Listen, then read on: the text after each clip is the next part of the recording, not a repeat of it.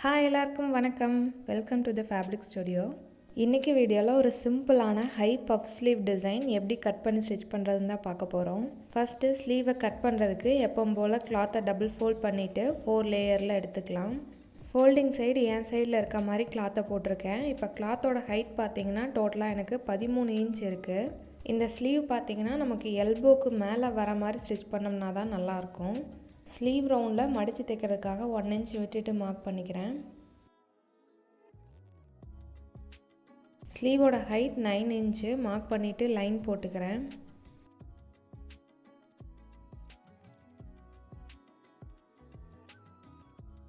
Sleeve down 3 inch வச்சு mark பண்ணிக்கிறேன்.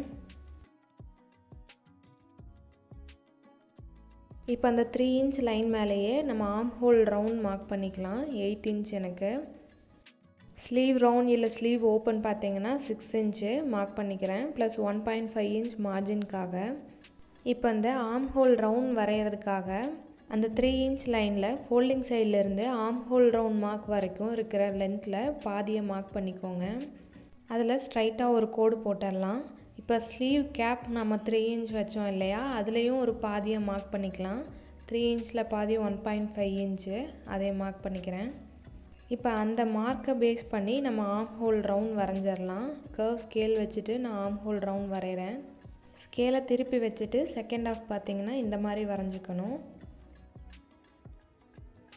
அடுத்து டயக்னலாக நம்ம இப்போ போட்ட லைனுக்கு மேலே ஒரு 1/2 இன்ச் மார்க் பண்ணிக்கிறேன். இப்போது இந்த மார்க்கை பேஸ் பண்ணிவிட்டு ஆர்ம் ஹோல் அவுட்டர் லைன் இப்போ வரைஞ்சிக்கலாம்.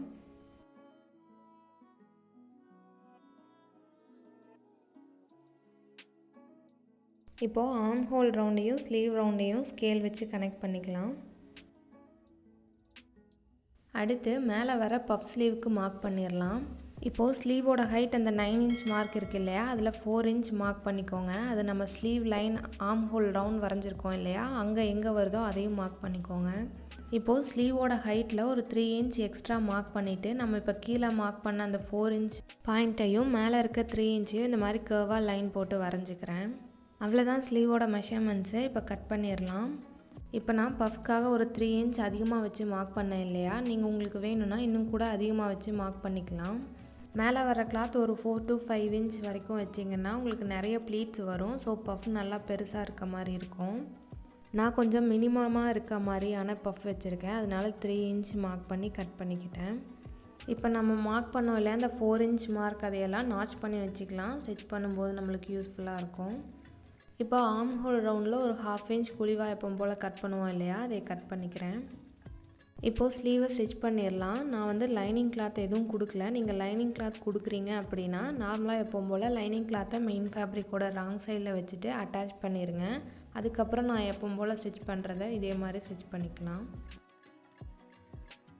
இப்போ நம்ம மார்க் பண்ணோம் இல்லையா, அந்த 4 இன்ச் மார்க் ரெண்டுக்கும் நடுவில் மிஷினில் லாங் ஸ்டிச் வச்சுட்டு ஒரு தடவை மேலேயே ஸ்டிச் பண்ணிடலாம்.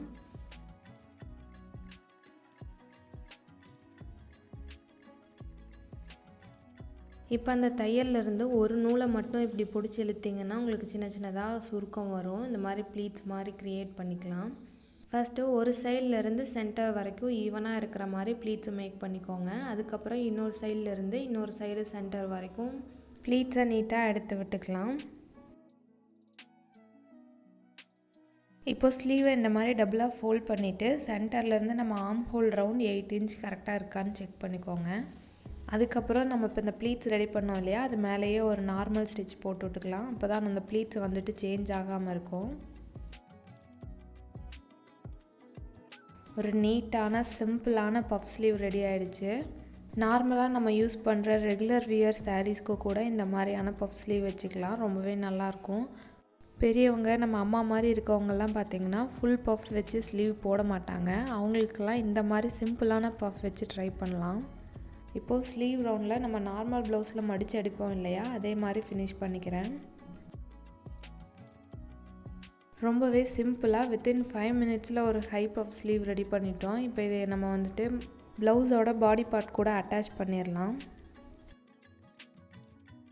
நான் already front and back part stitch பண்ணிவிட்டு ஷோல்டர் ஜாயின் பண்ணி வச்சுருக்கேன். இப்போ இந்த ஸ்லீவோட சென்டரும் ஷோல்டரோட ஜாயினிங்கையும் ஒன்றா வச்சுட்டு அட்டாச் பண்ணிடலாம்.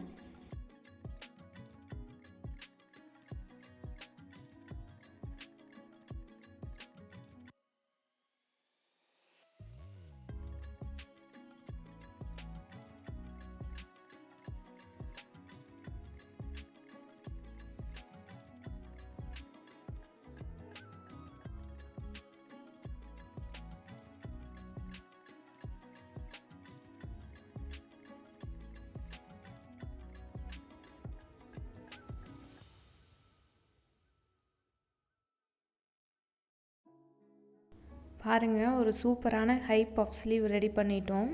இதே மாதிரி இன்னொரு சைடு ஸ்லீவையும் அட்டாச் பண்ணிவிட்டு சைட் ஜாயின் பண்ணிடலாம்.